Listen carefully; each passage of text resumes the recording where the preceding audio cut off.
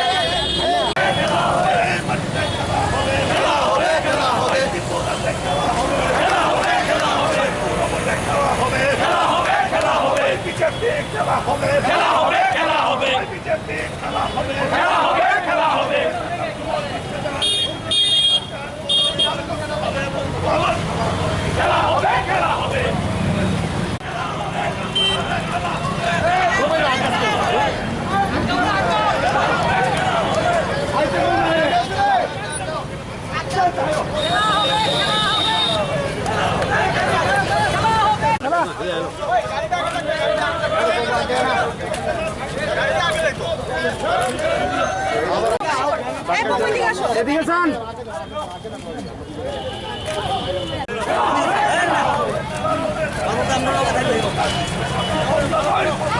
কাম নাই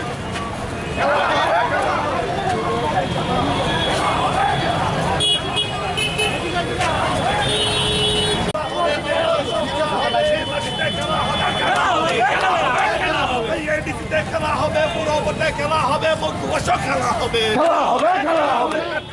100 সারা দেশে হাত আর বদল এবার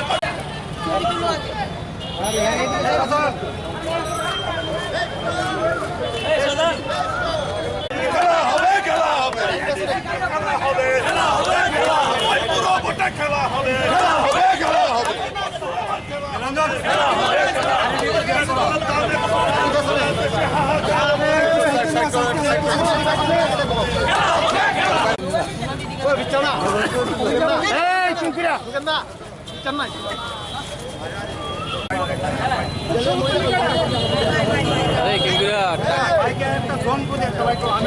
আপনারা জানেন যে সারা ভারতবর্ষে প্রত্যেকটা স্টেটে পেট্রোল, ডিজেল এবং এলপিজি গ্যাস সিলিন্ডার, রান্নার গ্যাসের মূল্য বৃদ্ধি হয়েছে এবং গত 1-1.5 মাসের মধ্যে অনেক টাকা মূল্য বৃদ্ধি হয়েছে। এবং আপনারা আমাদের স্টেট ত্রিপুরাতে পেট্রোলের দাম আজকে 89.74 এবং ডিজেলের প্রাইস হচ্ছে 83.43 এবং রান্নার গ্যাস গতদিন এক ধাপে 75 টাকা বেড়েছে এবং বেড়ে এটা 930 টাকা এখন মূল্য বৃদ্ধি পেয়ে হয়েছে।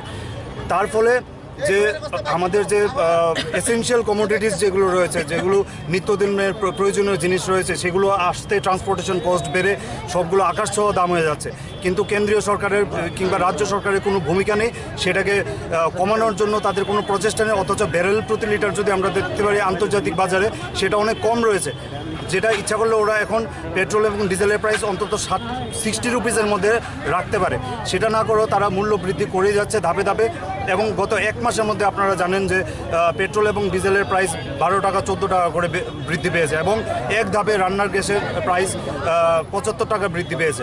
এর আগেও কয়েক ধাপে বৃদ্ধি পেয়েছে। এই সরকার আসার পরে, বিজেপি সরকার আসার পরে একবারও কোনো হ্রাস আমরা দেখতে পারিনি এইসব মূল্য বৃদ্ধির মধ্যে, শুধু ক্রমাগত বেড়ে আকাশ ছোঁয়ার দিকে যাচ্ছে। তার জন্য আজকে সর্বভারতীয় যুব কংগ্রেস প্রেসিডেন্ট শ্রী শ্রীনিবাসজির নির্দেশে আজকে প্রত্যেকটি স্টেটে আমরা এই আন্দোলন নিয়ে যাচ্ছি ইউথ কংগ্রেসের তরফ থেকে, এবং আমাদের সঙ্গে সহায়তা করছে আমাদের মহিলা কংগ্রেস এবং এনএসইউআই নেতৃবর্গ।